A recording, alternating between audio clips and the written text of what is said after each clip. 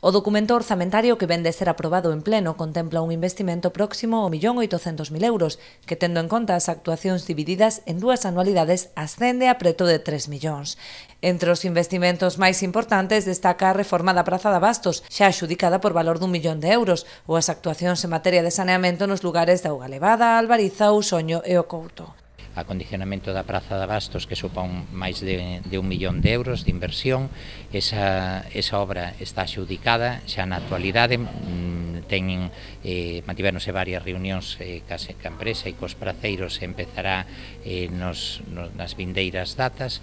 É un dos investimentos salientables, así como outra serie de investimentos en materia de saneamento en distintos lugares, como son Auga Levada, onde se vai a facer unha actuación inicial de saneamento, na Albariza, na zona de Ousoño e no Couto.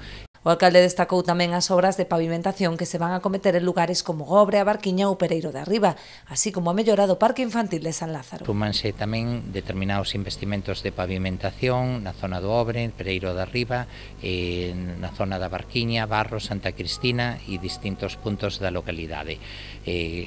Contémplase tamén unha mellora no barrio de San Lázaro, no que son as instalacións do Parque Infantil. Ese Parque Infantil vaise implantar unha cuberta e vanse facer unha serie de melloras tanto nos elementos que integran o parque como no chan do mesmo, e completaránse con outra serie de actuacións que reforzan os elementos, as tirolinas e os distintos xogos instalados nesa zona, tendo en conta que se busca unha integración das actuacións que se fixeron ao longo dos últimos tempos con outra serie de actuacións complementarias que se van a desenvolver agora.